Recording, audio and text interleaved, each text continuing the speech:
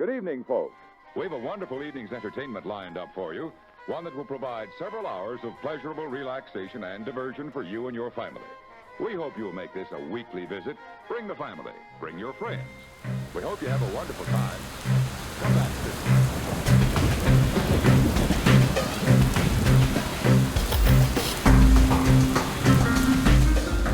Hello everyone, and welcome back to Knights of the Pageless Library. This is an audiobook discussion podcast. I am Ryan Knight, and I will be your host for this episode. And on today's episode, I'm going to be talking about Violence and Vigilance, written by David T. List and narrated by Jonathan Waters. I do need to be upfront about this book, as this book was gifted to me by Jonathan Waters. And again, Jonathan Waters will probably be looking at his calendar doing some rough math and thinking, wow, it's been a long goddamn time since I gave him that book. And you, sir, would be correct, and I do apologize for that. I had a bit of a weird relationship with this book. I discussed in the last episode a little bit about my electronic, my digital voice recorder.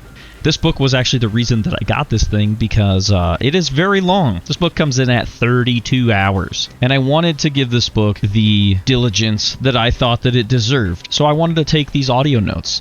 However, at one point, my audio notes ended up being so long, you might as well have just gone and listened to the book instead of listening to how many audio notes that I had.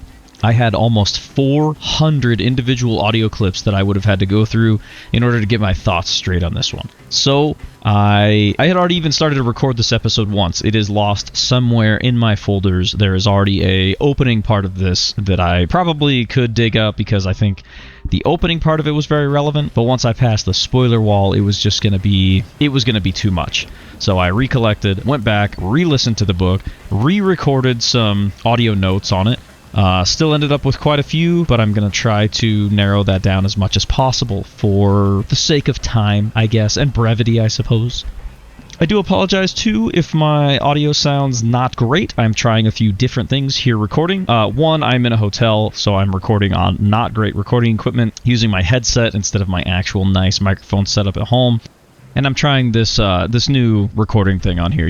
Hopefully you won't see any of it on the end. Hopefully it just helps me out in post and make it a little bit easier for me to compile this all down. And, if I can do this a little bit faster, maybe I can get a little bit better at it. Maybe I can stop taking such huge breaks in between getting reviews out. Speaking of reviews, that's what we're here for, right? So what the hell am I rambling on for? Let's dive into this book. Let's talk about this book. So Violence and Vigilance is book 1 of the Turesia Untamed series. It was released in January of 2024, and like I said earlier, this book comes in right at 32 hours, which is a pretty massive book. And this one was published by Sky Island Publishing. This is actually David T. List's only book on Audible. I can actually only find one other book credited to a David T. List, and it is called A Sawmill's Hope, and it was released back in 2014. So, arguably, Violence and Vigilance is David T. List's biggest claim to fame at this point, I would say. Again, long book, and it's a planned series. I believe it is only a 2-part series. But either way, there's a lot to be discussed here. Speaking of discussed, if you would like to get in on the conversation, please feel free to email me. kotpl.pod@gmail.com is by far the easiest way to do that. You could like, comment, subscribe on whatever platform you're using. Either way, I really appreciate all that stuff. So with that, let's get on with the review, shall we? I believe I already mentioned this, but I'll do it again. I listened to this book through Audible. It was gifted to me through Audible, like I said, by the narrator. And again, if you got anywhere else you like to listen to audiobooks, please fill me in on that. I'd love to share them. Now, let's talk about how Jonathan Waters did in this book. This is one of the reasons I went back and wanted to get my little, digital voice recorder in order to jot down my thoughts. Jonathan Waters does an incredible job here. Okay, I'm going to come out and say that there may be a little bit of bias here because he has gifted me this book, obviously. I've listened to Jonathan Waters' work in the past, and I have thought it was great in the past. And this book really is kind of above and beyond and really does show off his true talents as a narrator. There are some voices in this book that have quickly become my favorite voices because just the heart and soul that he actually puts into these characters, I believe these characters are doing these things in this story. That might sound weird, and it probably is, but Kraus, in this book, has actually quickly become one of my favorite characters ever to listen to. And that's saying a lot, I think. Now, this book is a fantasy novel. It is I would actually say it's more like a fantasy epic is what it's really going for. So it has a lot of characters. Again, this speaks to Jonathan Waters' talent, being able to voice all of these characters in such a professional way. He's able to keep these characters distinct enough that you know who's having conversations and you know who is speaking when they actually are speaking. Each character is recognizable and each voice is repeated very well, and I have no complaints about him changing voices throughout the performance, especially with it being such a long performance. I do think that is actually an accomplishment. We will truly see how he does at that when we come back for Book 2, hopefully in the future. Okay, so all of that is well and good, and Jonathan Waters' performance is excellent in this. Jonathan Waters may be quickly coming up in my top 10 narrators of all times, actually. I do think his performance is that good. And I think he's only going to get better the more books that he actually does. But what is this book actually about? I would say this book is, I personally, and I could be wrong about this, but this book feels almost like an actual origin story. Again, this is a fantasy book, and some of these fantasy things that come up in this book, I almost said tropes, but that's not necessarily what these are. But these fantasy themes, that's a much better word that I'm actually looking for. Some of these fantasy themes that are actually presented in this book are some of my favorite that I've actually listened to in a while. There are some creatures introduced in this. There's some magic ideas introduced in this that I love. I absolutely love, and I wish I had a current D&D game running so that I could for sure steal some of these ideas and use them in my game. This also is kind of an epic story. We have several characters from several different parts of the world. They are arguably underdogs, if you will. And this, at least up to the point we get in this first novel, is sort of their rising potentially out of the ashes to potentially become heroes in this universe. Alright, but let's answer these big questions. Is this book easy to follow? Yes, I would say this book is actually incredibly straightforward. There are a couple moments in the book maybe where if you were daydreaming or you weren't paying attention or something, or you missed a sentence or two, you might find yourself being like, hey, wait a minute, what? Who is this? Where are we at? But for the most part, actually, I think that it's relatively straightforward. The structure is good. The structure is easy to follow. Even with how many characters there are, and there's actually a lot of characters introduced towards the end, and I will try to talk about that more once I pass the spoiler wall and I get to that part. But even when you have all these characters on screen, I guess, I don't really know how to say that, it still is relatively straightforward, well-structured. Each character, you don't necessarily find yourself being like, hang on a second, who are these people again?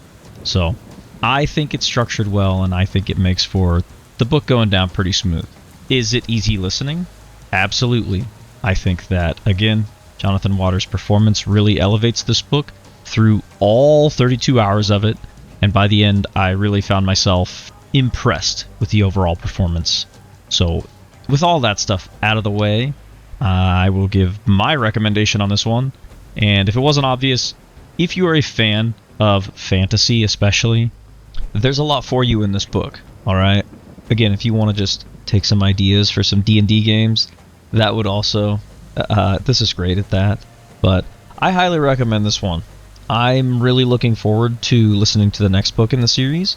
If there's one thing that really left me disappointed about this book, it's that the author knew he was going to be doing another book, so he ended it on such a kind of cliffhanger, and he left it so open for the next book that I really found myself just wanting more, especially after getting to know these characters for so long. I am really looking forward to the next book in the series because I really want to see where this is taken at the end. I think, like I said, if you are a fan of fantasy, you really can do no wrong with this one. I think any fantasy lover will enjoy this book, or will at least find aspects of this book to enjoy. If I have one complaint, I'm going to say it right here up front. This, again, gets my overall recommendation, but if I have one complaint, it's that this world almost felt too small. I'll try to clarify that a little more once I go through the spoiler wall, but there are a few things in this book that its distances are given, and when I really started to think about the distances, I realized this world is, like, tiny. Or at least this part that we get to see during this. Now, I said it a little bit before, I think this is potentially almost an origin story. I'll talk about that a little bit more too here in just a second. I'm going to pass the spoiler wall. So overall, like I said, this one gets my recommendation, gets 2 thumbs up from me. The performance is great, the story is good, the characters are enjoyable. I really do think you could go listen to this one, and I don't think you'd be wasting your money at all. And I don't say that lightly, because you're going to be spending a lot of your very valuable time with this book, and I definitely think it's worth that time. So with that, you have my overall recommendation. I'm going to go ahead and pass the spoiler wall now, so if you think this might be one you're interested in and you don't want any of it spoiled for you, please pause the podcast now, and definitely go check this one out. I do have one thing to ask though. If you do go listen to the book, please come back here and hear my thoughts about it, and also leave your comments down below. I would greatly appreciate knowing what your thoughts about this one are. So if you're still with me, thank you so much. And now, let's pass the spoiler wall. I really apologize too. Like I said, I'm not using my normal recording stuff, so I'm not going for like an ASMR type of thing. I just think this microphone is very sensitive. Hopefully I can clean this up in post so you don't hear all my disgusting mouth clicking sounds and my inhales and exhales. So sorry about all that, but please bear with me. Alright, so this book opens up with Captain Jarrett, and he is positioned with a group of arcane archers to stage an ambush. Now, when this book opened up the first time I listened to it, I was a little nervous. Because again, me dropping a word like arcane archers, you're immediately going to be like, excuse me, what the fuck did you just say? And you would be right to do so. I was a little worried that this was going to be a lot of fantasy word salad, but fear not. It gets explained throughout the book what arcanes are. At this first part, there's not like a ton of description to them, but you get a little bit more and more as the book goes on, and I actually think that's a great way to do it, because the narrator gives us a little bit of what arcanes are. Arcanes essentially are like a cross between a wolf and a shark. Like a wolf with a shark's head. And shark fins on its back, actually, which are removed to allow riders on them.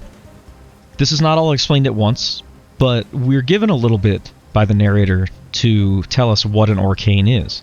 And actually I think it's done in a very clever way, by kind of drip-feeding us more and more about these creatures. It's not completely exposition for the narrator to explain it to us, because it would make even less sense if 2 characters were explaining it to each other, right? That would be pretty bad exposition, in my opinion, and I think it's done pretty well in this book. So, with these arcane archers, Captain Jarrett is set up for this ambush on what it sounds like is going to be a different ambush. Their goal is to capture this bandit, specifically Kraus the Thirsty. They know he is going to ambush this caravan. They are going to ambush him ambushing this caravan.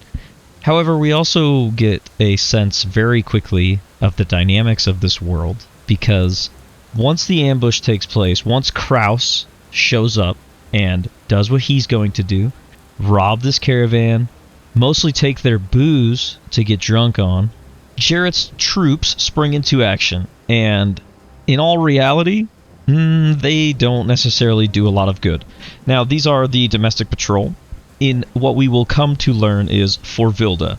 Now, these guys go ahead and they make a mess of things, okay? They kill everyone. They kill the raiding bandits, they kill the actual caravan along with its guards. They just make a mess of everything.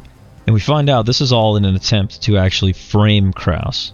So Kraus puts up quite the fight. This dude, I'll explain it as we go on, but Kraus, again, one of my favorite characters in any book I've ever listened to.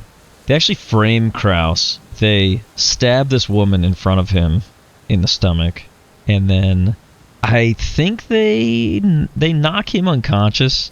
Either way, he wakes up. There's this woman dead in front of him, and they're like, dude, I can't believe you raped this woman.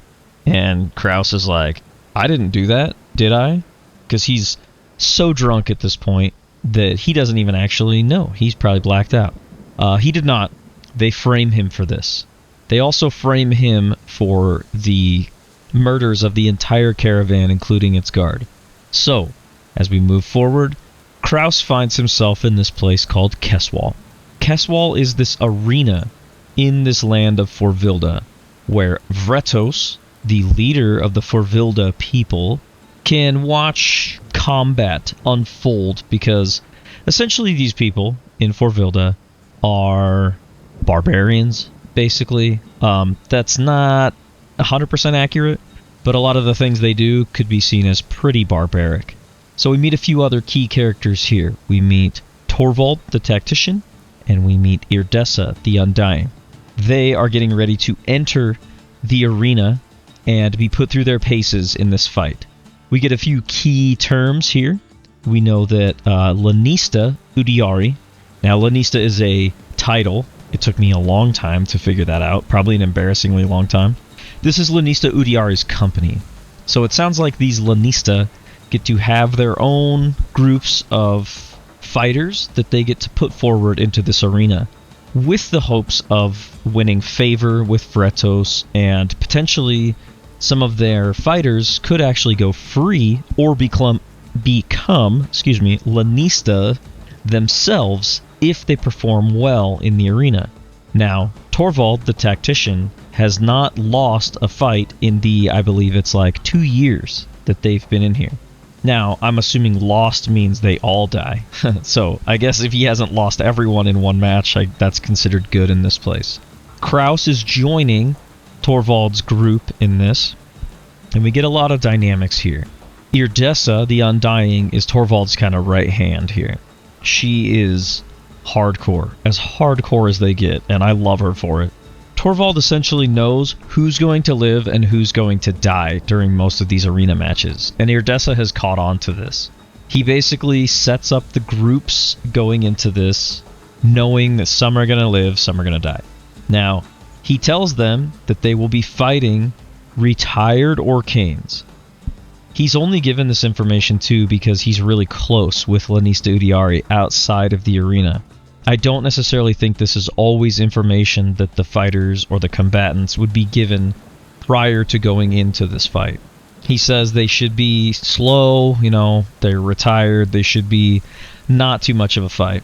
Again, we see a little bit of layers here though, because as soon as they enter the arena and the Orcanes are getting ready to come out to fight them, they hear what is one of the healthiest Orcane battle cries that they've ever heard. These are not Orcanes past their prime. These are prime fighting Orcanes ready to do some damage. And this is where we see a lot of the fierceness that comes from these animals. So again, picture a wolf, or even better yet, more of like I almost picture like a hyena's body, a very stout, short, muscular body with this shark-like head on it, okay? Filled with these razor teeth, but now this thing has claws and appendages to be able to grab a hold of stuff. And these things they tear into this group of fighters. Now, Irdessa immediately doesn't like Kraus. Kraus, who, like I said, was captured by Captain Jarrett and then framed for this murder and rape, he is thrown in and she assumes Torvald will give him to the group that's going to die. However, that does not happen. Kraus is actually put in the group that should live through this fight. There is also another character that I should just mention very briefly, Pinprey, whom Kraus was referring to as Pisspray. I only bring that up, hopefully I'll remember to bring it up later, because Pinprey is not going to be with us for very long. But Pinprey's memory actually lives on late into this book through Kraus. And I only bring that up now because I will forget to say it later. I think it's great character building. It would be just as easy to have Kraus be as deep as you can see on the surface. It'd be very easy. He's written as this just rough, gruff, hardcore, drinks a lot dude who likes to kill people, likes to hurt people, doesn't mind getting hurt himself. And it would have been very easy just to write him as that, period. However, because Pinprey's memory lives on later on through Kraus, I personally think it speaks volumes for the actual level of character development we're going to get here.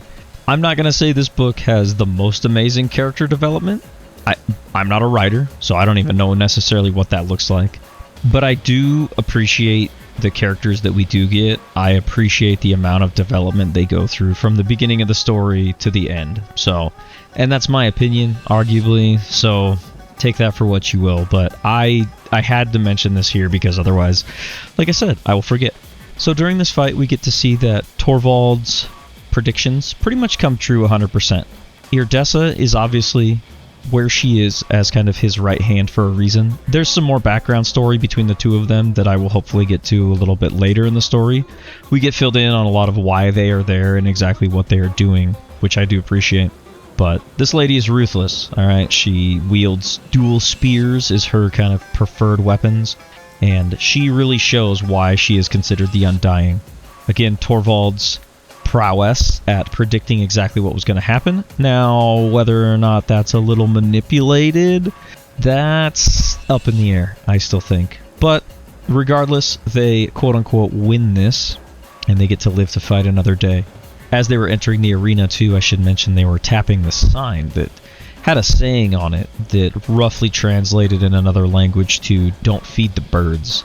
And as they're leaving the arena, we see exactly what that means. These other birds come out, which are known as dread hops. Once all the combatants that are still alive have left the arena, and these things essentially will eat anything. Anything that their strong stomachs can't digest, they'll just puke it back up.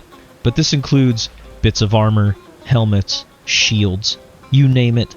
They're going to devour it, and they're going to try to get it off the battlefield. This is how they clean the battlefield up in the arena. It's pretty disturbing.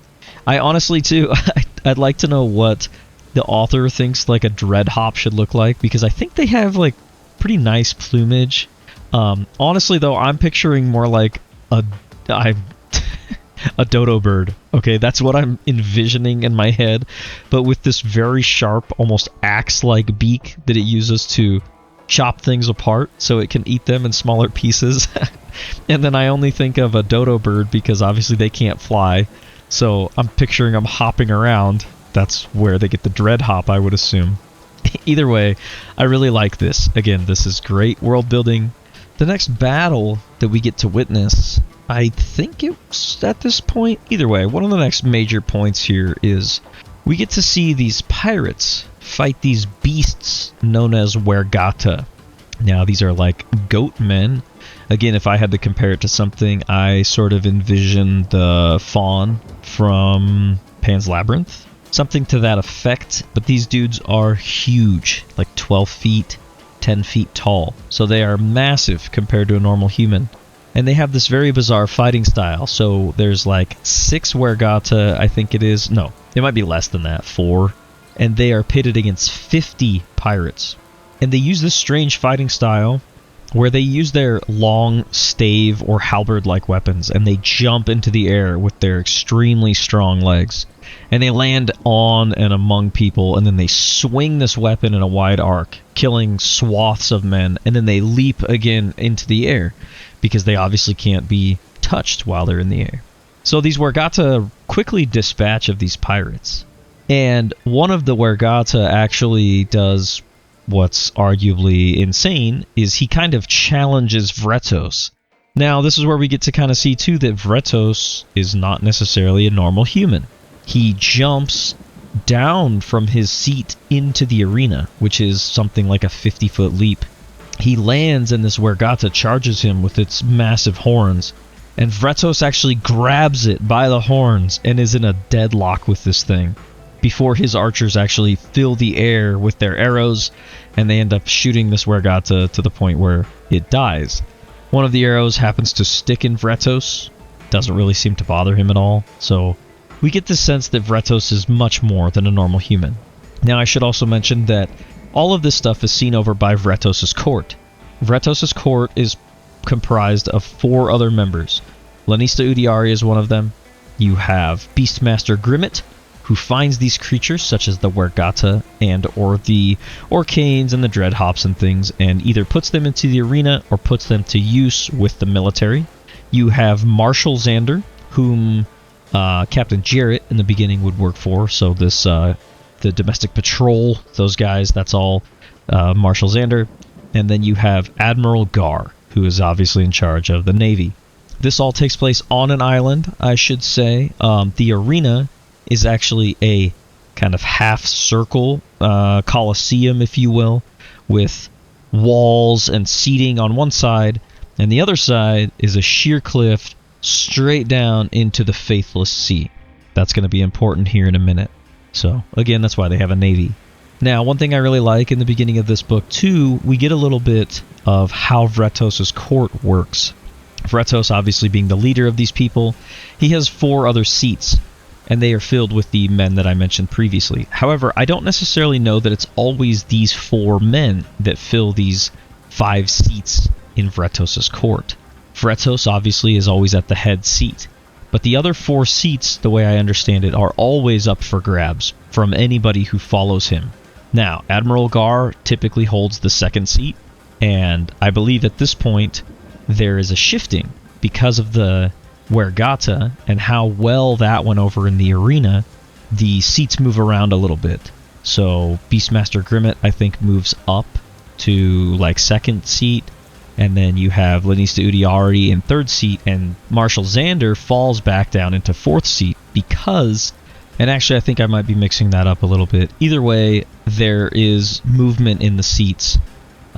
They do get in trouble. I think Lanista Udiari actually might get in trouble because Kraus was supposed to be killed during his fight in the arena, and he was actually promised to be killed to Vratos. However, obviously he didn't die. He survived. So the seats shift. And I really like this dynamic because they're served food, and sometimes, 4th and 5th seat might not actually get any food. If food runs out before it gets all the way to the end, well, tough shit. Do better and try to work your way up in the seats. I really like this, and again, if I was playing a game of D&D, I would definitely steal this because I think it's really cool. Now, we get a little bit of dynamic here between Torvald and Lanista Udiari. They have a conversation about the Wergata. So, Lanista Udiari, it sounds like, also fought in the arena when he was young and worked his way up to the seat of Lanista. However, he is kind of falling out with Vratos, and Irdessa and Torvald were supposed to be getting ready to be done, I think, with their service after these few years. And I think it was something like if they won so many fights in a row or they survived so many, they would be let go.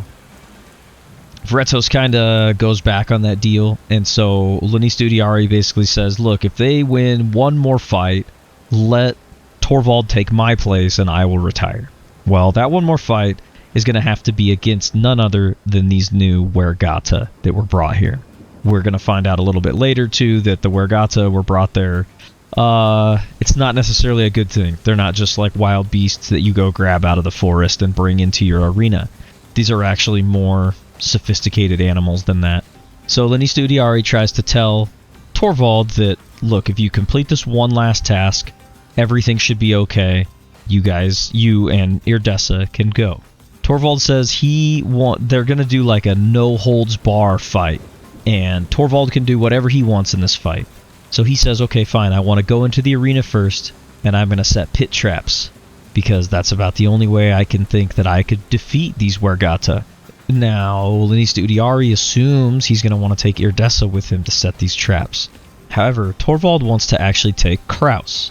Now, this kind of goes back to what I was talking about before, that I think Torvald can see a little bit past Kraus's rough exterior. And that really comes into play here in the next scene. So, the stage is set. Lanista Udiari's company is set to fight these Wergata. And then when the Wergata actually come into the arena, Torvald sees they have actually been armored. That was not part of the deal. However, he was given open course to do whatever he felt necessary, so clearly Vratos decided to do the same. Clearly Vratos also wants to see Torvald, Irdessa, and Kraus especially killed. I don't know if it actually ever comes up again as to why he wants to see Kraus dead so bad, other than Kraus was very lucrative in his bandit days as a thirsty bandit. Now Kraus is being called the thirsty rapist, by the way, even though we as the listener know he didn't do this. Nobody else knows that, and that lie has been perpetuated through the ranks. Now, the fight with the Wergata commences, and a lot of this is told kind of over Irdessa's shoulder. So I failed to mention this in the beginning because I'm a terrible book reviewer. The book is going to switch perspectives quite a bit. So we get not necessarily first-person view. We're still kind of narrator over the shoulder of these people, but we are told, this is so-and-so. This is kind of who you'll be following for said chapter. This is technically all from Irdessa's point of view at this point during the fight with the Wergata, and this is just as brutal as you would expect it to be. Again, a lot of violence in this book. A little bit of vigilance too, but definitely a lot of violence. Irdessa actually finds herself fighting solo against a Wergata. Again, giant 12-foot tall goat man against this. I don't know how small Irdessa is, but I have a feeling she's not 12 feet tall. And she's actually holding her own. She actually manages to wound this Wergata before Kraus shows up and holds this massive shield up in front of her. And once the shield is struck by this Wergata's halberd, he actually wrenches the weapon away from the creature, and once the creature is wounded bad enough by Irdessa, it turns and actually runs from her, which she finds very strange because they are proceeding to slaughter most of the other men. However, at this point, Kraus grabs her, and she can't figure out what he's doing because the battle's not over, and they need to go help Torvald, who is actually locked in battle with another Wergata on the other side of the arena. Kraus is actually taking her to the cliff's edge overlooking the sea. He and Pinprey is over there doing something on the ground with what Irdessa assumed was netting, and she's confused because obviously the netting should have been set before the fight even started. It's actually not netting, it's actually just rope, and he's proceeding to tie harnesses. Kraus proceeds to drag Irdessa to the edge and try to get this harness on himself while holding on to her, and she is fighting tooth and nail, probably something like trying to hold a cat that wants to get away from you. Pinprey holds the shield to actually stop arrow fire now coming from Vretos's court and area of the stands, but she realizes that the arrow fire is aimed at quite a few different things. Them, the Wergata, who are proceeding to try to leap out of the arena on one of the sides that was not properly barricaded, but most of the arrows are aimed at them, and she realizes it's because they think they're trying to escape. And Kraus basically says, that's because we are. Irdessa wants to get back to Torvald and obviously get him to safety as well. However, before she can do this, she witnesses Torvald skewered by one of these Wergata weapons. And as this weapon is pulled free of his guts, most of his guts come with it. And she witnesses Torvald fall. And then Torvald is kicked brutally in the chest by one of these giant hooves, which sends him sprawling out to lay still and not move, just before Irdessa and Kraus go over the edge. And I don't remember if it says, I'm sure it does, how far this cliff is from the water. It's a long ways. So now we're left wondering, though, what the hell is going on? Pinprey's body proceeds to fall past them, full of arrows, and before they can get too terribly far down the cliff's edge, they fall towards the water. And then we get to change perspectives altogether. So let me just slow down here for a second and discuss my thoughts on this kind of very first opening part. I like the stage that this book set in this first part. I really, really enjoyed this, and it really hooked me in. I like the world building stuff. I like the idea of them being in an arena. We see a character in Torvald potentially be killed, and right off the bat, that sets the tone for me. Okay, I mentioned previously that I'm probably not very good when it comes to talking about a character's chances of not being killed and or having plot armor. But this really sets the tone for me in a book, and when I witness a main character whom I thought we would be following through to the end of the book be brutally murdered in front of what is potentially his best friend in Irdessa, I know that it sets the tone for the book, and personally, I like to see it. Because now, I don't know, who is safe, who's not safe as we go on with this book. So I just got to give credit where credit is due and say that I really like this writing style. And I think that David T. List did a really good job of setting this up, that now we don't know who is safe going forward. So now we jump over to the other side of this world. We jump over to the island of Osgon, and we're going to learn that Osgon is almost the polar opposite of Forvilda in a lot of ways. So we're introduced to this character known as Kale. Kale is what is a basalt. Now, what does all of this mean? Again, we get thrown a lot of terms here right at the start of this, and I was worried. I was like, oh, here we go again.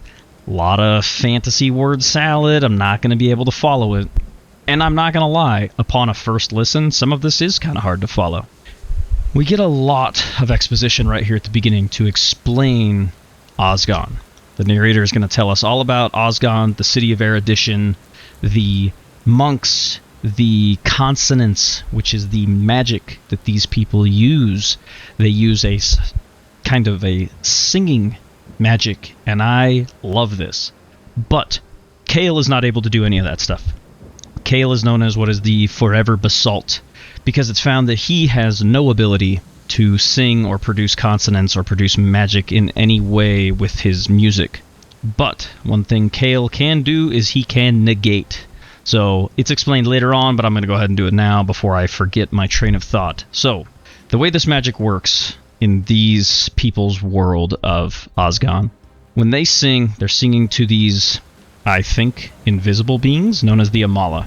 They sing to please the Amala, and when the Amala are pleased, they give you the ability to create whatever it is you are kind of asking for. Fire, wind, water, what have you. There's all kinds of elemental magics going on.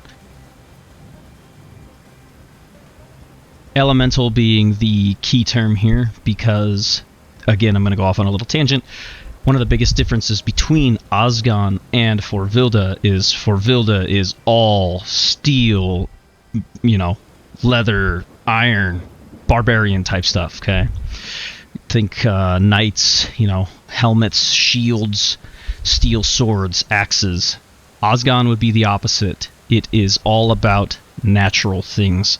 Leathers, scales, their armors are typically made of chitin, which would be some type of creatures, armored hides.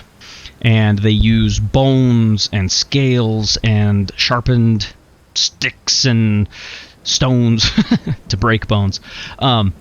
They are pretty much the opposite. And actually, we're going to find out a lot later on, and hopefully I remember to mention this, why they are scared of the people of Forvilda. Just going to mention the heathen tide right here.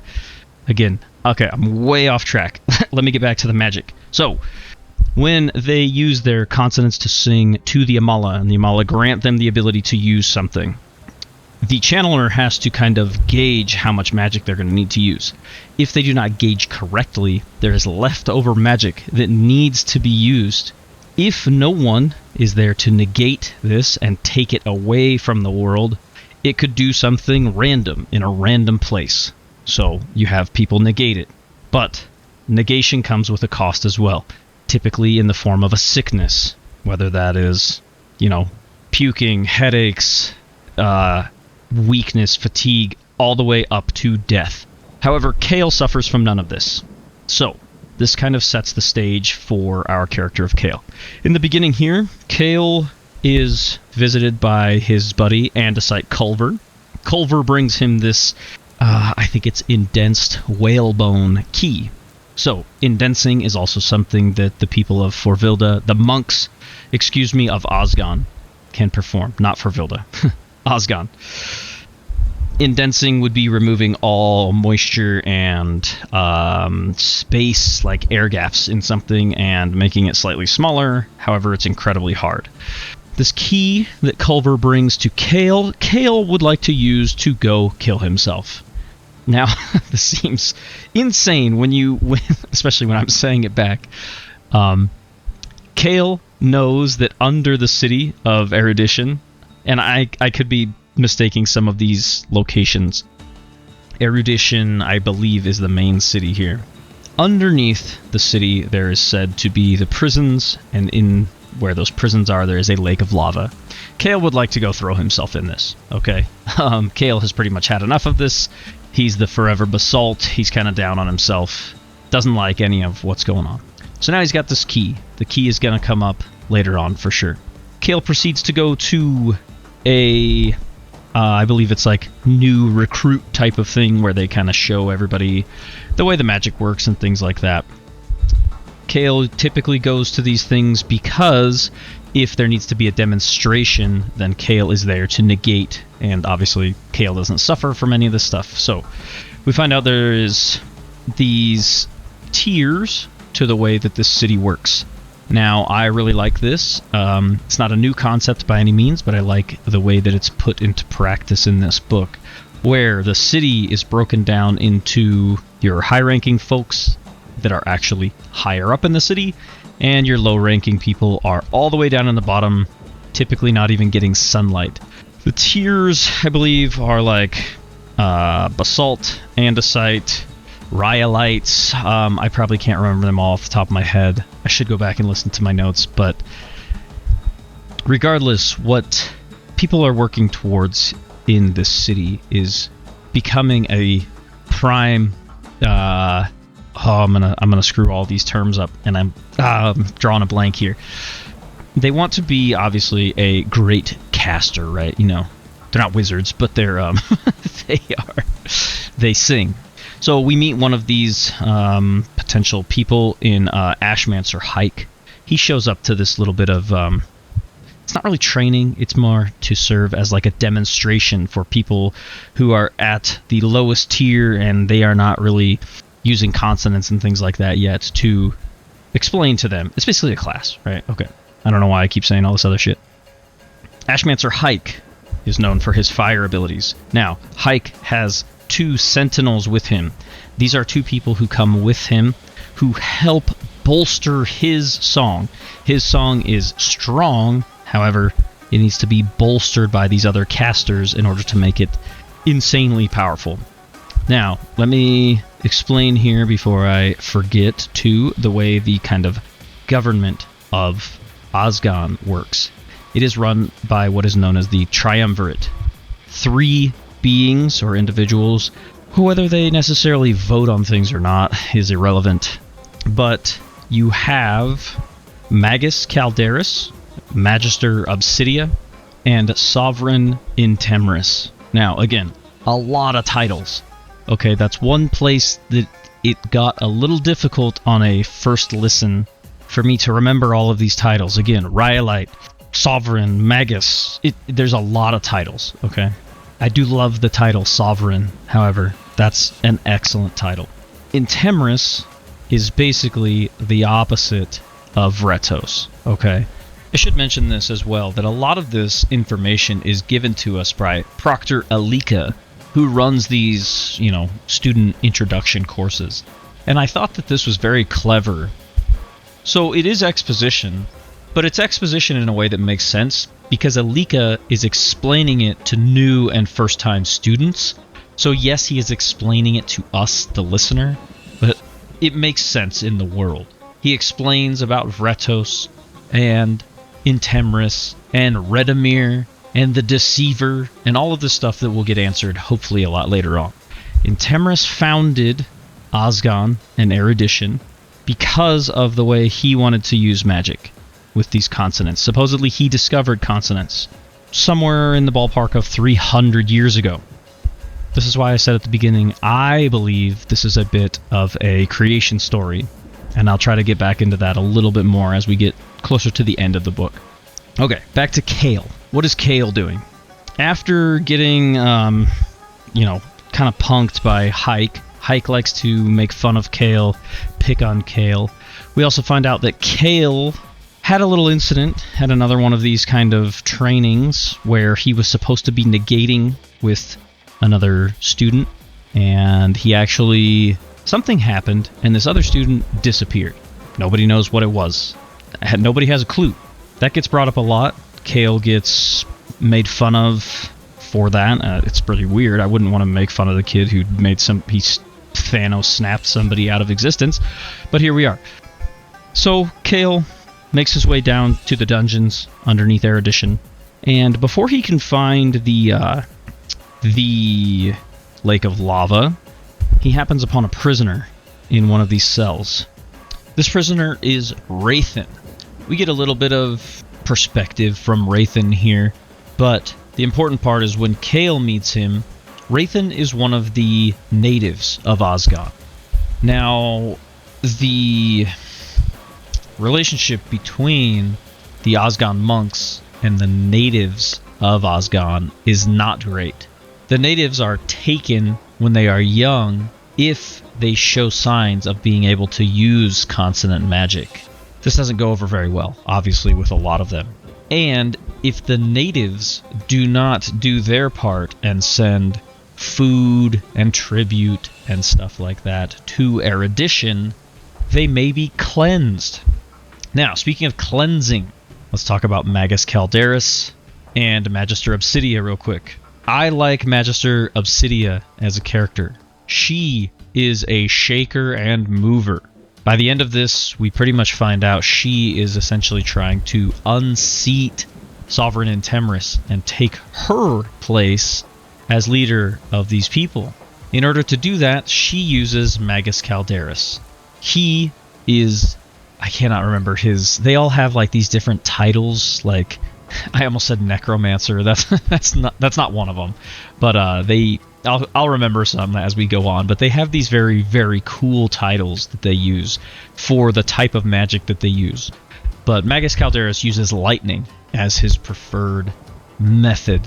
Obsidia wants him to go and cleanse this city of Hargrim, I believe. So while this is getting scheduled for the cleansing, Kael is finding out from Wraithen that he, instead of killing himself, should go and visit with the true natives. He doesn't really know anything about native life because he's lived in the city. So Kael decides to do this. So instead of killing himself, Kael approaches Magister Obsidia, and he asks if he could be Magus Calderis' personal negator on this new mission that he's going on. I don't remember exactly how Kael finds out about it. She denies him. She basically is like, no, you're dumb. You know, you're the forever basalt. I should mention here, too, that Magister Obsidia, she is like... So, I think among these monks, they, like, sex is not a thing. They're supposed to not engage in anything like that. That's something dirty, you know, that the natives do. But she uses her beauty and her kind of ability to be lustful all the time. Okay, there's a lot of that in this book. Just be aware that it is there. And she uses it to her advantage a lot. So Kael takes it upon himself to go to the city of Hargrim and makes his way out there. And we get to see Calderis get to this city and proceed with this cleansing. And basically what he does is just rains lightning down on the whole place to level it to the ground. However, in this instance, when he's doing that, he's actually negated, and his cleansing is stopped prematurely. Even though he knew there was something wrong, he didn't know he could be negated so hard. So much energy was taken away from him, and it's not explained quite yet what happened. I mean, we could probably guess at this point. But before that can happen, we jump back over to Forvilda. So, we're going to change perspectives quite a bit. We're going to bounce back and forth. There's a chance that a lot of these things are happening at the exact same time, but we have to jump back and forth to keep the story straight here. So, Kraus and Irdessa survive their fall into the ocean. Barely. Kraus, we're going to find out, is very, very hard to kill. So, Irdessa is obviously shaken by all of this. We find out that Irdessa was imprisoned along with Torvald and her father, actually, Andelsior, and they are originally from the city of Vim. Vim had this thing known as Vim's Vanguard that Andelsior was actually the leader of. So Irdessa would like to make her way back there because obviously now the Imperial Guard, or that's not what it's called, the Domestic Patrol, is going to be after her because she just escaped what was supposed to be an unescapable thing. She was a prisoner, which is why she was forced to fight in the arena, and now she just escaped all of that. She doesn't necessarily know what she's going to do or where she's going to go, but they think they can start by going to this place, Vim, and hopefully maybe answering some questions, right, if they go there. Now, I need to mention, too, in between some of these major changes in scenery, we get to see little snippets of Vretos and his court. We meet Papu, that is Beastmaster Grimmit's son. I have to say right up front, I hate the name Papu. Oh my god, I don't know why it drives me insane. That's a personal thing. It's just, I don't know why that name just grinds on my earlobes. Regardless, Papu is actually really good at training animals. We get to see some interaction between Beastmaster Grimmit and Papu. Turns out Papu's really good with the sprakes. I picture these hawk-like birds of prey. They are large, although we will find out later on they can be bred to different sizes. Papu's really good with these things, though. And these things are brutal, these sprakes. So we also really kind of get to see how Vretos' court works, you know.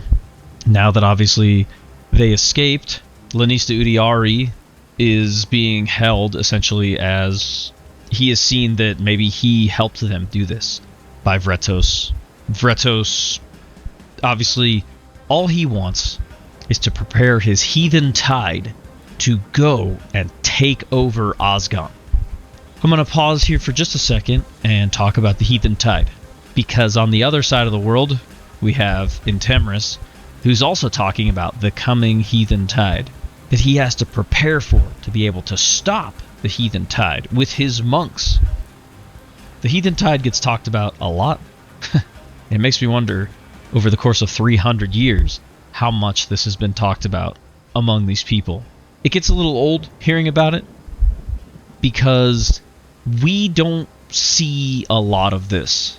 We hear about that's why, you know, they need more monks to train and become physically strong fighters, as well as trained in the art of consonance. But we don't see a lot in Forvilda. We don't hear of men marching down lines, checking armor. We don't hear about more mining efforts to get more steel. We're short on blacksmiths. No, we just mostly hear about the arena. And I kind of find that unfortunate, that Keswall is really the focus of Forvilda when it comes to that part of the story.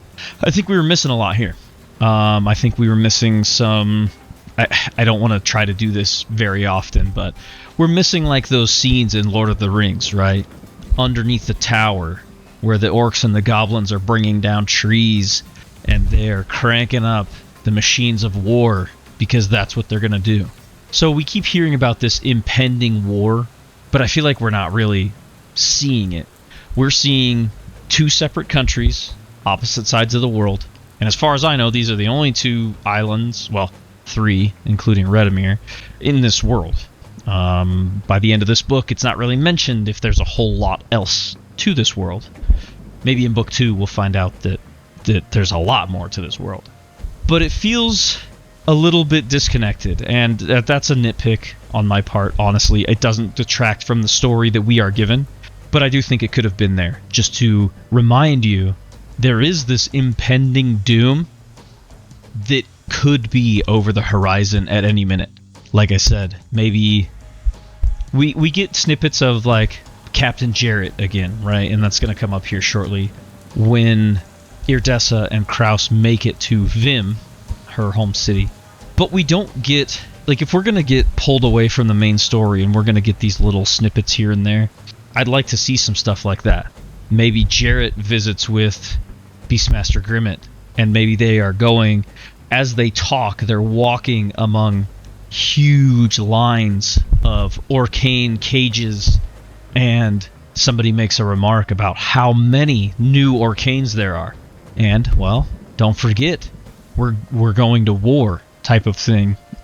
Just, again, nitpicks, but maybe a little slight criticism, maybe just a suggestion. Again, I'm not a writer, I'm just a listener, So take that for what you will. Now, Kraus and Irdessa get to Vim, and things are not the same as she remembers it. Vim used to be a very vibrant city, very well taken care of, because Vim's vanguard used to be one of the best at supplying to Keswall and to the arena. They would capture, criminals and things like that and supply them. We find out a little bit about why Irdessa and her father and Torvald were in Keswall. Basically because her father was betrayed. We don't find out yet who betrayed him. It's coming up here shortly. When they enter the city, they find out that Vim's vanguard essentially has been reduced to like a local city guard, essentially, and it's basically completely in shambles. But now, I might be getting some of this stuff mixed up. Now, at some point, we jump back over and we meet this other girl, Tivoli. Tivoli is also a Osgond native. She happens to actually be Rathan's daughter. That's who Rathan also said Kale should go and meet. So, luck would have it that Tivoli has been praying to Sovereign Intemris, because it's said around there that Intemris sees all. She's been praying that someone will be sent to rid them of this warthound that has been plaguing their village. It shows up, it wrecks things, it eats a lot of stuff, including a little girl. It took and ate this little girl, which is just brutal, okay? As warthounds are known to do. So Tivoli finds Kale, who is, passed out on the side of the road, I think, because, he absorbed all this energy from Calderis. I believe, too, we got this little clip of Kale, I imagine him, running like the Flash through the jungle after he's got all this lightning built up inside him. Because remember, Kale doesn't get negation sickness, and he negated this on purpose. He took all this power into himself, which would have killed anybody else. Tivoli finds him, and he is just a wreck. But she notices that he is a monk, and he lies and basically says, oh yeah, I could do that. I could take care of that thing for you. So he goes out into the woods, and he's like, shit, what am I going to do? Now Kale is physically strong. That's one of his things that he excels at. Since he can't do the magic, he focuses on the physical strength. So he thinks, okay, well, I'll just find this thing, and I'll stab it. I'll kill it. But most of their weapons, the bones and the sticks and things, can't actually hurt this warthound. Now, I failed to mention this earlier, but Kale has also this innate ability where he can essentially make himself invisible. And it doesn't really get explained in this how he does that, but he uses this ability and he finds this warthound. He stumbles across this thing, and he actually uses all of this to his advantage, and he waits till this warthound goes to sleep. I think it pisses all over him, of course, while he is invisible. But when it goes to sleep, he actually stabs this thing in its soft belly after it lays down. But then this thing is pissed, and it gets up and tries to kill him. Before it's actually able to kill him, I almost thought it was going to be one of these cliche things where he holds this weapon out and the thing bites down on it and kills itself, right? Because it bites down and pierces up into its brain. But actually, as it bites down on him, these waves of energy come out from Kale, and they consume this warthound and just kind of disappear it out of existence. Tivoli actually witnesses all of this because she secretly followed him to see what he was going to do. Now, this gets brought up later because Sovereign Intemris knew Tivoli was praying. This is not how her prayer should have been answered. This sets a bad precedent for the monks. I don't know that gets really brought up in this story, but I do like it. I do think it's an interesting bit of writing that it's really danced around. Is Intemris a human? Is he not? Is he a god? We don't really know. Either way, we go back to Forvilda. Oh, I should mention that Tivoli proceeds to have sex with Kale. Like I said before, that's not really something the monks do, but I don't think he minds it. I think he kind of likes it. We jump back over to Irdessa and Kraus. They're trying to make sense of what the hell is going on here in Vim. We meet Alderman Devoy. He's the one who actually took over after Andelsior. was imprisoned. This is basically where we find out that Alderman Devoy is the one who betrayed them. It has something to do with Admiral Gar and his nephew, and basically they got set up in this whole thing, and that's why they ended up in prison. And it's basically because Devoy wanted to seat himself in a much better position in Vim. Basically, he's a piece of shit. Well, he also has set up his own fighting arena here in Vim, which is definitely illegal. The city gets raided by Captain Jarrett and his men because they're looking for Irdessa, and obviously they figure, where's she gonna go other than the one place she knows? Kraus remembers Captain Jarrett as the one who set him up. So I do love this part, that as this fight breaks out between everybody, Kraus like grabs like a torch and this bottle of alcohol and like smashes them both together on Captain Jarrett's face and just lights his head on fire. And that's going to come up a little bit later. Jarrett survives this, mind you, but turns him into like this two-face, scarred and crispy dude. But Kraus is hardcore about it.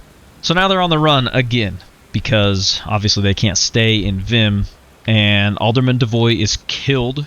And we kind of find out that he did all of this because he wanted Irdessa for himself. He was also hoping that only Andelcior and Torvald would get arrested. We also get to meet Bravensi, the batshit. I love Bravensi as a character. She is hardcore, okay? During this raid that happens, she comes across one of Captain Jarrett's men. Actually, she manages to kill a few of them with her, I imagine, like this kind of halberd-looking weapon. But it's described as being almost like obsidian black, but it has red lines running through it and at the end of the blade. This is known as a blood iron weapon in this world, which is fucking sweet. But Bravensi, Kraus like immediately falls in love with Bravensi, and there's a lot of funny exchanges there.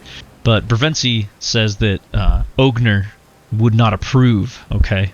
Well, we come to find out that Ogner is this blood iron weapon, and Bravensi has this bond with it. And back to her coming across some of Captain Jarrett's men. She proceeds to, one, dispatch these men with ease because of the way she moves. I really picture her almost like an anime character at this point. She's said to be pale-skinned, dark hair, big eyes. And two, she proceeds to take care of one of Jarrett's men in one of the most bizarre ways possible. Using her weapon somewhere around his hind region. I don't want to get too graphic here. You can only imagine what I'm talking about. Makes this man very uncomfortable while she's questioning him. And this part is cool because it's from this dude's perspective. And before Bravensi takes this dude's virginity with her blade, I guess Ogner was about to do it, she proceeds to cut his head off. And we see this from his perspective as his world kind of turns and he no longer can swallow. And then he's seeing the floor from a weird side angle before we move on. I think it's kind of it's interesting to try to put that onto a page, I think, because it can't be an easy thing to write, because how would anybody be able to describe it to you? Obviously nobody knows what it's like to get their head cut off and then fall to the floor. So I kind of like this. I like stuff like this being included in this book. I think it's I keep wanting to use the word brave, so I think it's brave to write about something like that. We jump back over to Osgon, and we finally get a true look at this Sovereign and Temris. Really old guy, you know, frail, but he calls Obsidia to his tower. So there's all these towers, too. I failed to mention this, because I suck at this, but Obsidia has a really tall tower in the city, and actually she uses that to her advantage, because right at the top of the tower, the stairs go from inside to outside, and there's no railing to actually get up to her chamber at the very top. And she uses that, right? That's kind of a defensive thing, and she also uses it to threaten people that she doesn't like, or that she wants to scare, or bully, or blackmail, or any of that stuff. Anyway, she goes and talks to Intemris, and Intemris basically explains kind of what I was talking about earlier, that because the prayers were answered, but not in a way he would like, there needs to be another cleansing, this time of the city of Napiri, which is where Tivoli is from. So obviously Calderis is supposed to be dispatched to go take care of this. We're told a few times that basically Intemris is a really weird dude. Okay, I don't know how you could live for 300 years and not be a really weird dude, but Obsidia basically, like, this dude creeps her out. She just wants to take his place so that things can be ran her way. Kale goes back to the city of Osgon, and he's actually seen by one of Ashmancer Hike's sentinels, who ends up capturing him. Kale is brought before Magister Obsidia because she wants to know if he's the one who negated Magus Calderis. Technically, if he was able to negate Magus Calderis, this is horrible, because this shows that Calderis might not be the most powerful being, or whatever you want to call him. Kale is put back in prison because now Obsidia has to try to hide this fact, that Calderis might not necessarily be as powerful as everybody thinks he is. There's another guy that gets put in prison, though, that Kale doesn't necessarily meet him down there, but folks tell her tale. He's going to be part of our story here, too. He got put in prison because it was his job to go through and do these things that they pulse, and they're able to feel things in the environment. That's another thing these Osgon monks can do. And it was supposed to be him who counted everybody in the basalt tier the night that Kale went missing and actually negated Calderis. So now he's also in prison, and you got Wraithen is still in there. And Wraithen all but says he knows how to make Sovereign Intemris mortal. There's this crystal in Sivia Tower that would turn Intemris mortal. So now Kale happens to still have his Indensed Whalebone key, and I believe this actually was Sovereign Intemris' key that Andesite Culver got or it was either his key or it was Obsidia's key. Either way, they use this key to get out of the prison. And Tail is like, hey, I can lead you guys out. There's ways out down here, and we can escape. Tail takes them out through this kind of secret little tunnel, and uses this bone, this key, to open the secret door. And then he proceeds to kick Kale and Wraithen out.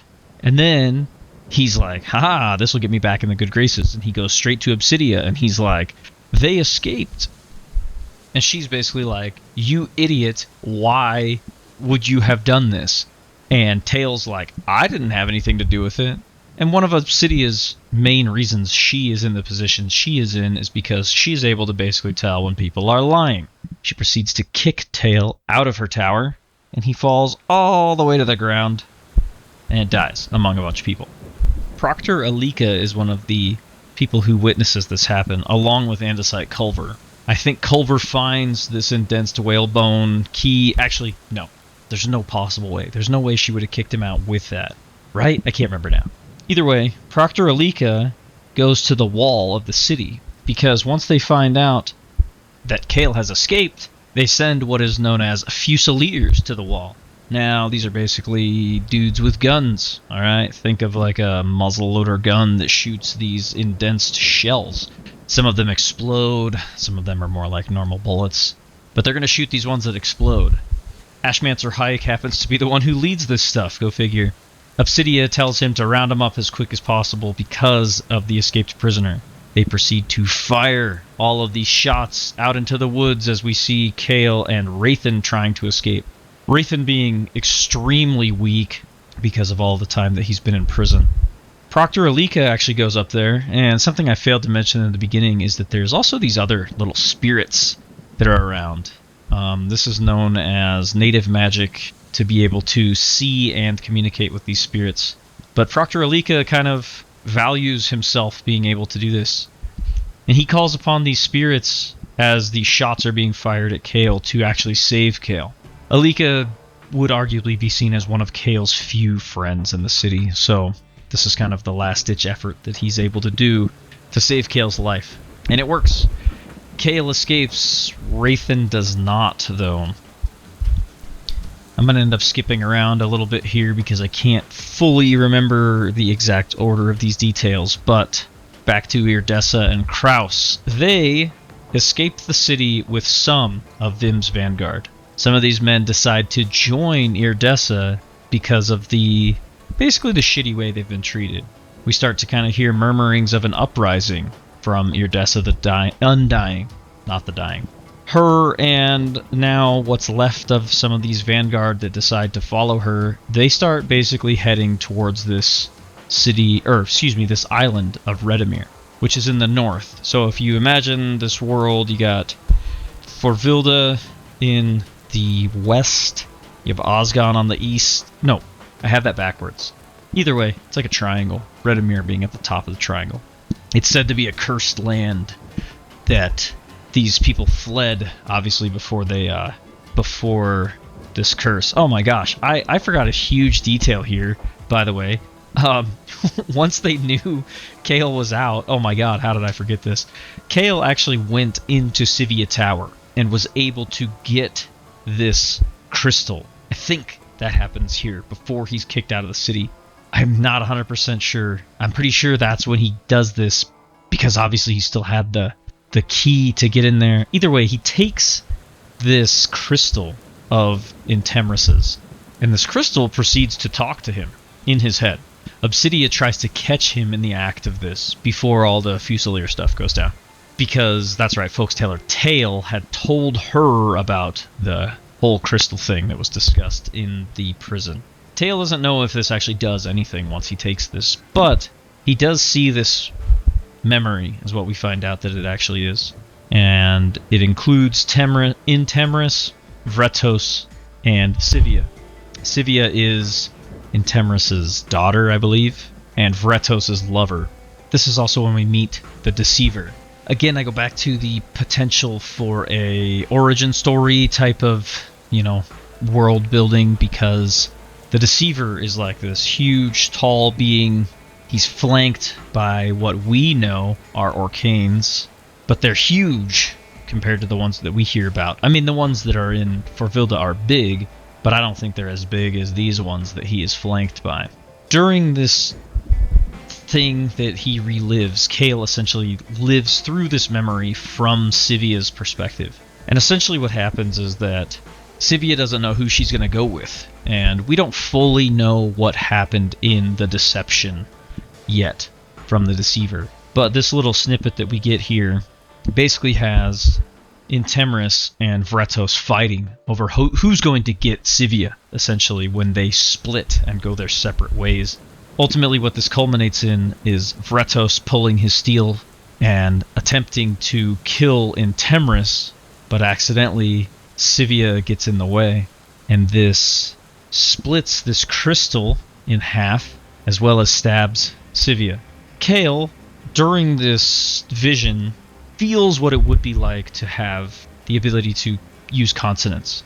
He's never really known that ability before, but he knows he can feel it in this memory.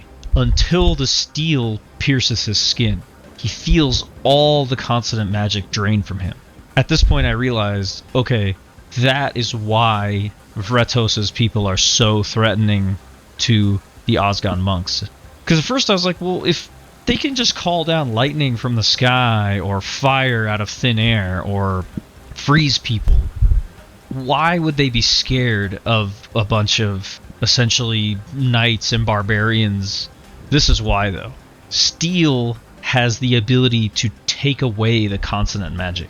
And we're going to find out a little bit more about that right towards the very end. That is why it's so deadly and so dangerous to the Osgon monks. Hopefully in Book 2 we find out why. Okay, so back over to Kraus and Irdessa. I should mention too, there is a lot of character building between Kraus and Irdessa.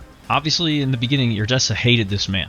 Now at a little bit later points she realizes he is possibly the most frustratingly loyal person she's ever met. Because through all of this he's stuck with her.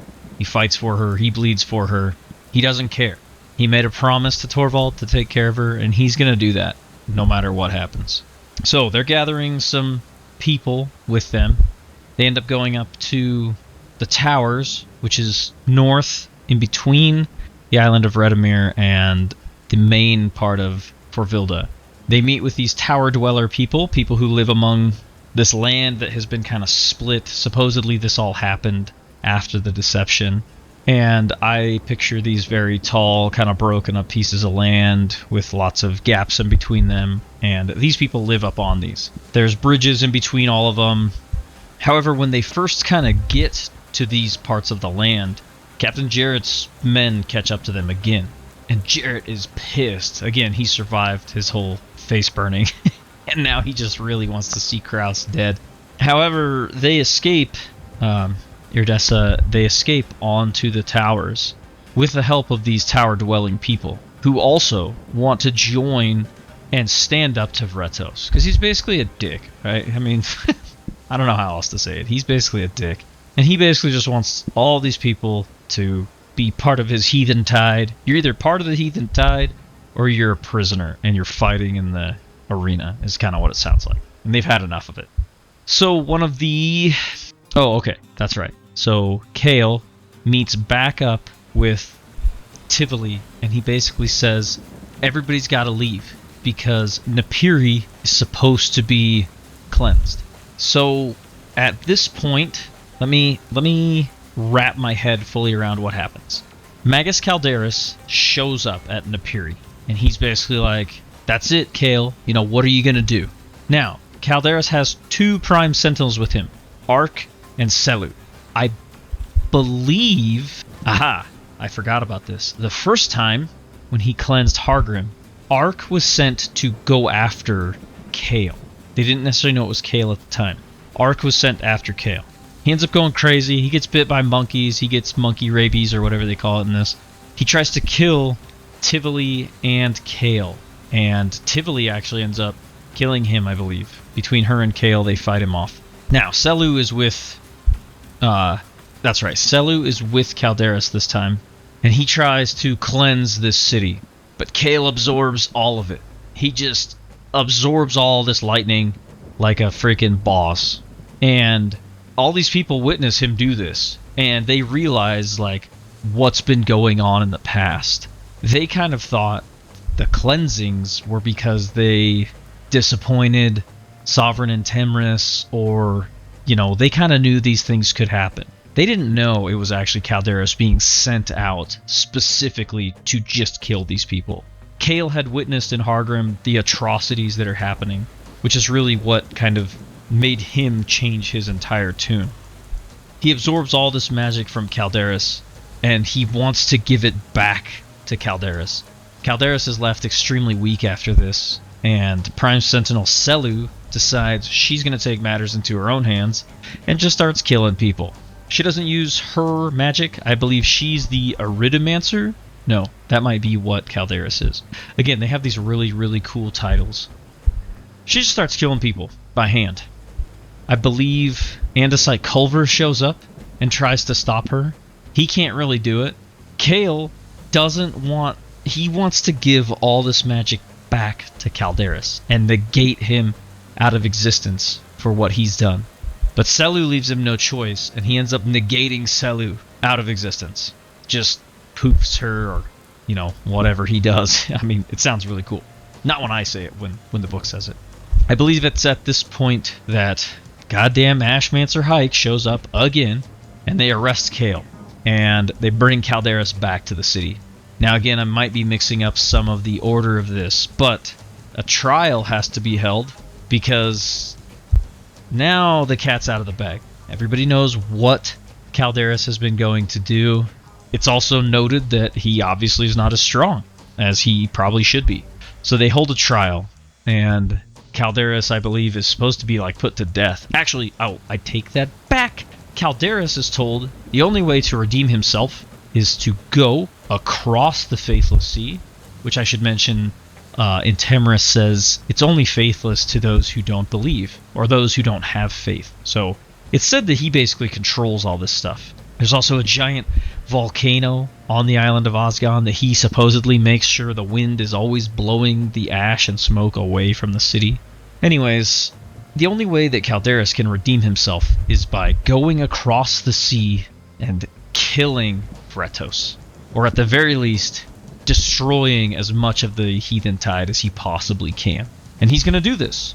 Even though Obsidia, she tries to have sex with him and get him to not go do this. This part's a little graphic, but he's enjoying it at first. But I think this is actually, even though Obsidia talks a big game, I believe this is the first and only time she has actually had sex too.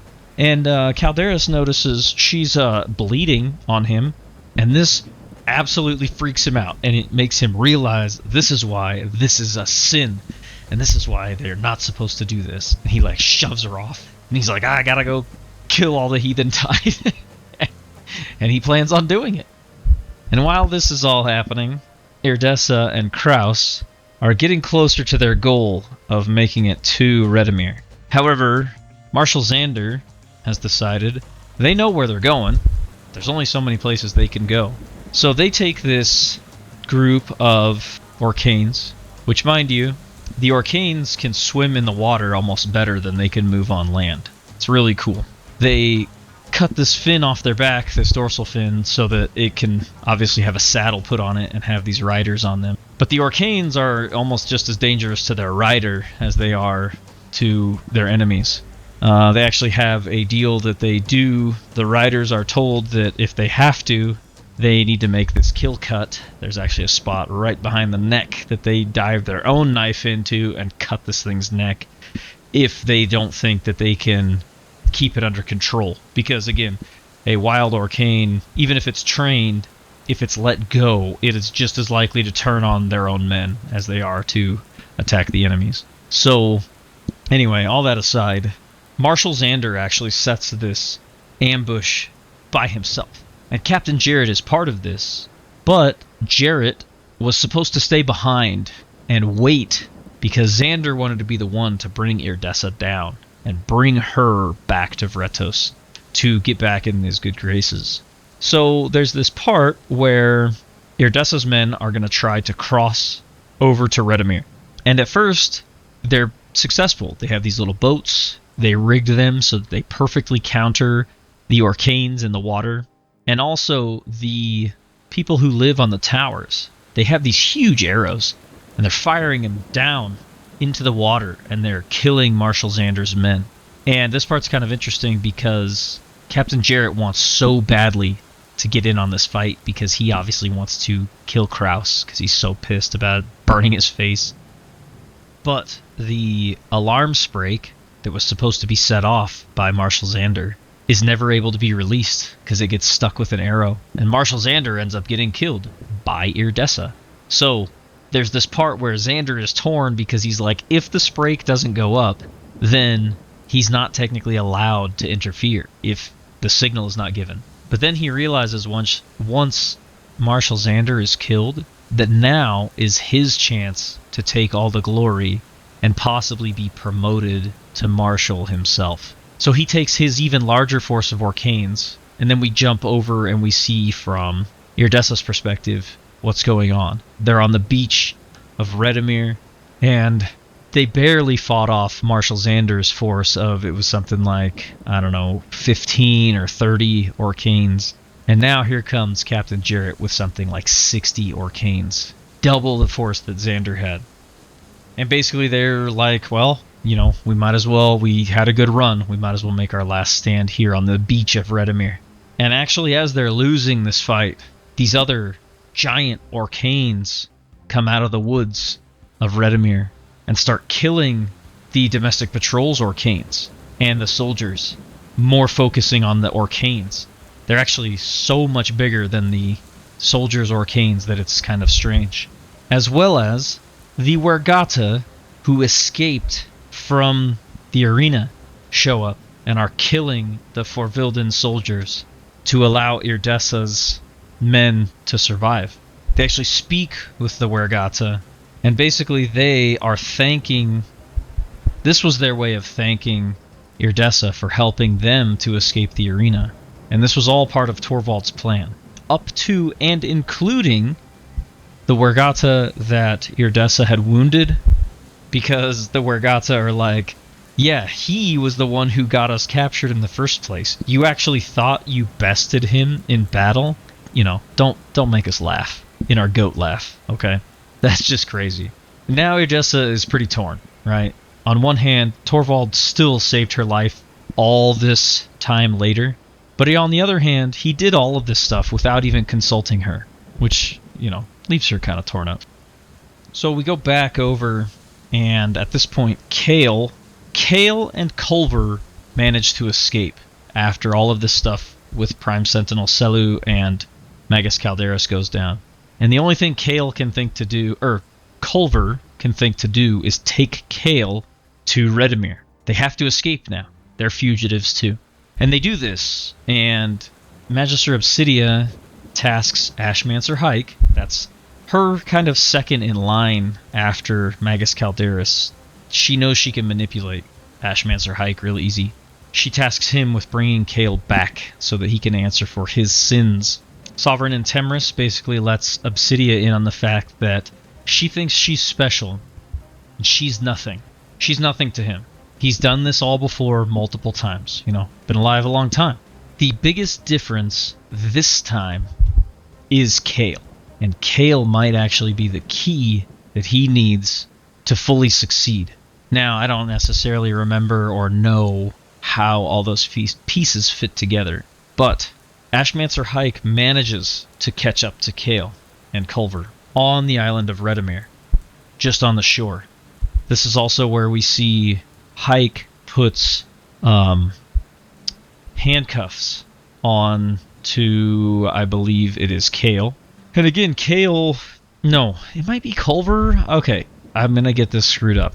Either way, he has steel. He's not supposed to have steel. These people don't deal with steel. He also shows what a true piece of shit he is by cutting Culver's neck. We get to see all of this, by the way, from Culver's perspective. It's brutal, okay? And as he is cut, again, he feels the magic drain from his body. And I think this is truly why the steel is so scary to the people of Osgone, because it actually is able to rip this power away from them, including the handcuffs. The handcuffs actually, even just with those being on them, it makes it so they cannot reach the consonants and things like that inside of them. Now, as this is all going down, one of the last things that Culver sees is this beast of a man and all these other soldier-looking people dressed in strange clothes coming out of the woods. And Ashmancer Hike is like, turn them all to ashes, and he, I don't know, holds fireballs in his hands or something cool like that. And that's the end of the book. We end on this huge cliffhanger of seeing our two sides of the story finally meet up. And we get this line, you know, Krauss is like, what are you waiting for? Kill the fuckers. And it's over. And I'll be damned if I wasn't like, wait, what? What's gonna happen? They finally meet up. So, if it wasn't obvious at this point, I'm really looking forward to the next book. I hope I get the opportunity to listen to it. Regardless, I'm gonna listen to it and do a review on it. I'm so thankful for the opportunity that I was given to listen to this. If I gushed a lot about this one, I'm sorry. Again, I have a taste for fantasy, and this was right up my alley. So, if this is not up your alley, I'd be shocked if you're still here. I'm looking at my runtime. This episode is going to be nearly 2 hours long. Longest one I've ever done, I think. And I think this book deserves it. Again, a 32-hour book, it's hard to go through every beat. I'm sure I missed a lot. I'm sure there's very important stuff I missed. I'll say it again. Go listen to it. I hope if you did listen to it, you listened to me rant about it, because I think there's a ton of great stuff in this book, and I really don't think you could go wrong listening to this one, especially if you're a fan of fantasy. Again, I cannot wait till the next book comes out, because I want to know what happens here. Before I close, the only things that I maybe failed to mention, a feeling like the world is small. Again, we're only told of 3 main points of interest, right? For Vilda, Osgone, and Redemir. and the towers, arguably, and the faithless sea, I suppose. Calderas does start his swim, by the way. Shaves himself, bow to stern, smooth as, a dolphin, so he can get across the sea. So we gotta see what happens there, hopefully, too. The world feels small because the distance between these places doesn't actually feel that big to me. Again, we're not seeing massive scales of things, right? We're not seeing that 10,000 strong army. We're hearing of skirmishes, 30, 50, 60. There's nothing wrong with that. It's just, I'm feeling torn because I'm feeling massive world building, but I'm also feeling small scale story. It's not necessarily a bad thing. I just don't fully know how to compartmentalize it. Maybe share your thoughts with me if you know what I'm talking about. I think I'm being very confusing here, but if you know how to square this circle with me, please share your thoughts. And I think I'm going to wrap this one up.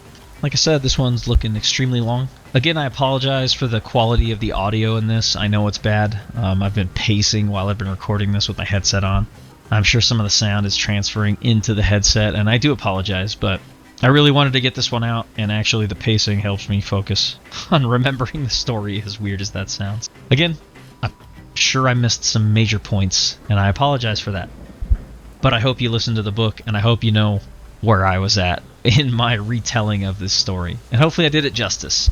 Jonathan Waters, if you're still here, again, thank you so much for the opportunity for this book. I don't know if I would have found this one on my own, but I hope I can inspire a few other people at least to go out and check this one out. Definitely think it's worth your time and your hard-earned money. And with that, thank you all so much. If you're with me, you are a real one if you're still here after almost 2 hours. I know you got a lot of valuable things, a lot of very important things you could do with your time. And the fact that you would choose to spend so much time with me means the world to me. Thank you guys so much. I really appreciate it, and I really hope to catch you in the next one.